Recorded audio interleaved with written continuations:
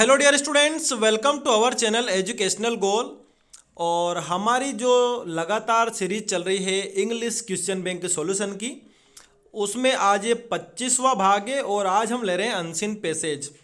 इससे पहले मैं लगातार 6 अनसीन पैसेज आपको करवा चुका था और उसके बाद हमने कुछ दूसरे सेक्शन जैसे ग्रामर सेक्शन हो गया, सेक्शन डी हो गया, उनको लेना स्टार्ट कर दिया था। आपकी पोएट्री को भी हमने लिया, लेकिन अब फिर से मैं कुछ खास अनसीन पैसेज आपको समझाने वाला हूँ। आपके 8 अनसीन पैसेज बच गए थे और उसमें से जो सबसे ज़्यादा ज़रूरी रहेंगे वो मैं आपको समझा दूंगा, क्योंकि 2-3 पैसेज तो ऐसे हैं जो आपके लेवल के है ही नहीं, बेवजह बस दे दिए हैं आपको और जिनके एग्जाम में आने की कोई चांसेस नहीं है। इसलिए जो सबसे ज़्यादा ज़रूरी है वो मैं आपको बताने जा रहा हूँ। तो आज उसमें हम स्टार्ट कर रहे हैं।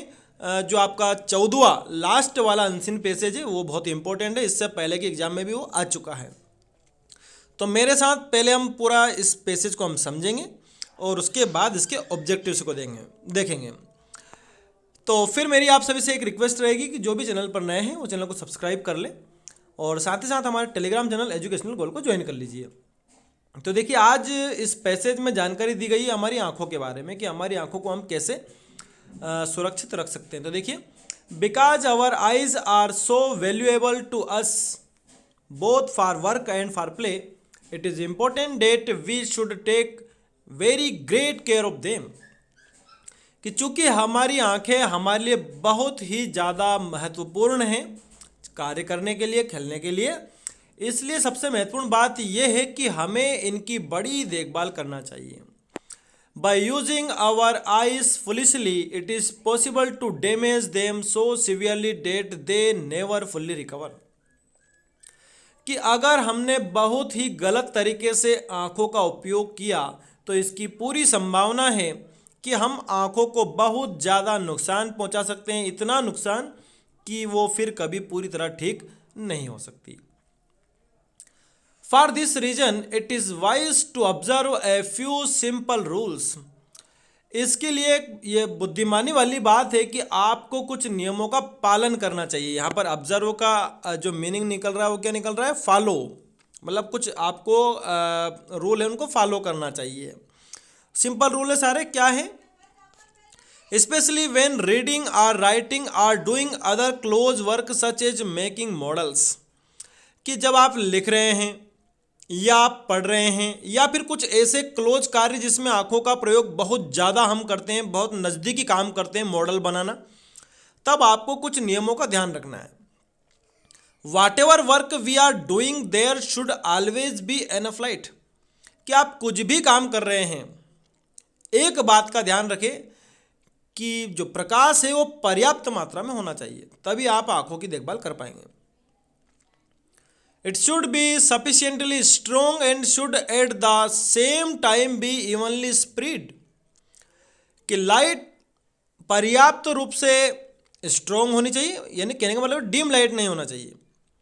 And should at the same time be evenly spread, और उसी समय वो जो लाइट है वो बराबर रूप से स्प्रेड, यानी कि वो उसका जो बिखराव है बराबर रूप से होना चाहिए। ऐसा नहीं कि यहाँ पर कम लाइट है और साइड में देखो तो ज़्यादा लाइट है, इससे तो और ज़्यादा प्रॉब्लम हो जाएगी। लाइट बराबर रूप से, समान रूप से वितरित होनी चाहिए।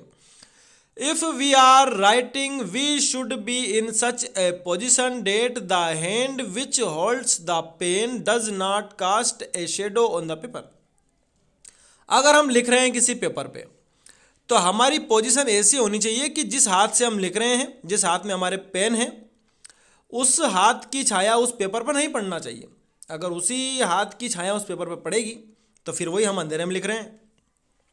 Where the letters are being format, यही बात कही जा रही है कि जहां पर आप लिख रहे हैं वहां पर छाया नहीं पड़नी चाहिए उस हाथ की। Very strong light should be avoided since it is tiring for eyes. जो बहुत तीक्ष्ण लाइट होती है उससे भी बचना चाहिए। ज़्यादा तेज अगर लाइट है तो आपकी आंखें जल्दी थक जाएगी। Particularly when reflected from A sheet of white paper, अगर आप सफ़ेद पेपर पर, बिल्कुल जो वाइट शीट होती है पेपर की, उस पर अगर आप लिख रहे हैं तो उस पर से तो प्रकाश रिफ्लेक्ट भी होगा। व्हेन रीडिंग और writing it is best to sit straight. जब भी आप पढ़ रहे हैं या लिख रहे हैं तो आपको सीधा बैठना चाहिए। बहुत बार आपने देखा होगा, आप खुद करते होंगे कि आप सो रहे हैं और लिख भी रहे हैं, सोते सोते लिख रहे हैं, लेट के लिख रहे हैं, ठीक है, ज़्यादा झुके हुए हैं, तो उससे भी समस्या हो सकती है आंखों में। बट क्वाइट कंफर्टेबली, सीधा बैठना है इसका मतलब ये नहीं कि आप बहुत परेशानी में बैठे हुए हैं, इतना सीधा बैठना है कि आप अपने आप को आरामदायक महसूस कर रहे हैं। And to have the page about 12 inches from the eyes, और जो आपका पेज है जिस पर आप लिख रहे हैं, आपकी बुक जो है वो आपकी आंखों से 12 इंच दूर होनी चाहिए। ये एक अच्छी दूरी है, एक आदर्श दूरी है। Never look directly at a very bright light, कभी भी किसी तीक्ष्ण प्रकाश को आप सीधे ना देखें आंखों के माध्यम से। Such is the sun or a welder's arc, जैसे सूर्य हो गया, जैसे वेल्डिंग का काम हो गया, तो उसमें अगर आप सीधे देखेंगे तो आपको प्रॉब्लम होगी। Unless you have thick dark glass to look through, जब तक आपके पास मोटे कांच अवेलेबल नहीं है उनको देखने के लिए, आपको सीधा नहीं देखना चाहिए, चाहे सूर्य हो चाहे वेल्डिंग वाला काम हो। Lights as bright as these can quickly damage the retina beyond repair, अगर तेज लाइट रहेगी तो आपका रेटिना बेकार हो जाएगा, और अगर रेटिना खराब हो गया तो वो ठीक नहीं हो सकता है। अब देखते हैं हम इसके ऑब्जेक्टिव्स। देखिए क्या क्या है ऑब्जेक्टिव्स में। पहला है eyes are valuable to us, आंखें हमारे लिए ज़रूरी हैं। क्यों ज़रूरी हैं? क्योंकि काम करने के लिए और खेलने के लिए। तीसरा वाला आ जाएगा, by using our eyes foolishly it is impossible, अगर हम मूर्खतापूर्ण तरीके से आंखों का उपयोग करेंगे तो पूरी संभावना है, किस बात की संभावना है? कि हम उन्हें खराब कर लेंगे, डैमेज कर लेंगे, नष्ट कर लेंगे। The word observe in the passage means, कि ये जो पैसेज में ऑब्जर्व शब्द आया है इसका क्या मतलब है? मैं आपको उसी दौरान शब्द का मतलब बता चुका हूं कि उसको हम बोलेंगे फॉलो, पालन करना, ठीक है, पीछा करना, पालन करना। Whatever work we are doing there should be enough, जो कुछ भी अगर आप काम कर रहे हैं तो वहां पर पर्याप्त मात्रा में क्या होनी चाहिए? देखिए वैसे तो हवा भी पर्याप्त मात्रा में होनी चाहिए, है ना, लेकिन अब चूंकि ये लाइट वाला पैसेज है तो हम लाइट वाले पर ही चले जाते हैं, है ना। पर्याप्त मात्रा में अगर हवा भी है तो अच्छी बात है, तो हम लाइट पर जाएंगे। Very strong light should be avoided since it is, कि बहुत तीक्ष्ण जो प्रकाश है उसको अवॉइड किया जाना चाहिए, क्योंकि ये आंखों को क्या कर देता है? थका देता है। तो पहले वाले पर जाएगा, टायरिंग फॉर द आइस, ठीक है।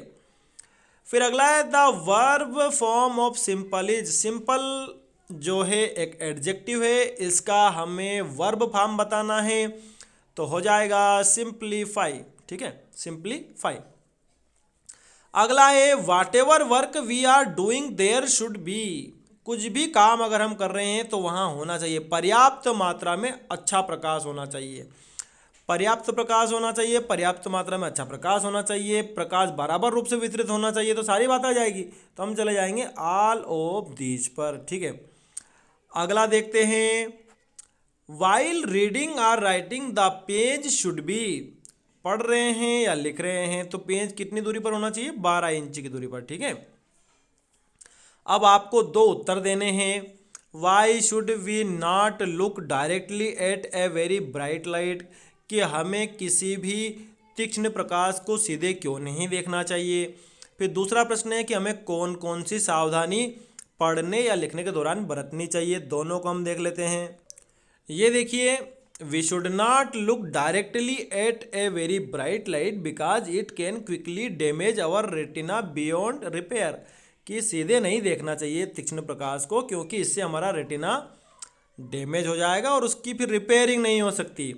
और कौन कौन से रूल को फॉलो करना चाहिए, तो रूल मैंने यहाँ बता दिए हैं कि पर्याप्त प्रकाश होना चाहिए, बराबर रूप से वो वितरित होना चाहिए, आप सीधे बैठे, ठीक है, जो बुक है आपसे 12, इट शुड बी 12 इंच, इसमें इंच और शामिल करने ना, मैंने इंच लिखना मैं भूल गया हूँ। द बुक शुड बी या the page should B, page भी कर सकते हो बुक के स्थान पर, क्योंकि हमारे उसमें पेज ही लिखा हुआ है। The page should B 12 inches far from our eyes, ठीक है। और इस तरह से आपका ये अनसीन पैसेज हो जाता है। जो भी ज़रूरी अनसीन पैसेज मुझे लगता है कि जो आपके लिए बिल्कुल सही है, आपकी 12th क्लास के लेवल के हैं, उनको मैं करवा दूंगा। बाकी तो कुछ तो ऐसे दिए हुए हैं जिनके आंसर में सभी को कन्फ्यूजन है कि कौन सा आंसर आना चाहिए, तो उससे हम भी बचेंगे ऐसे पैसेज से। और मुझे पूरा यकीन है कि ऐसे पैसेज एग्जाम में आने वाले भी नहीं है। Thanks for watching this video.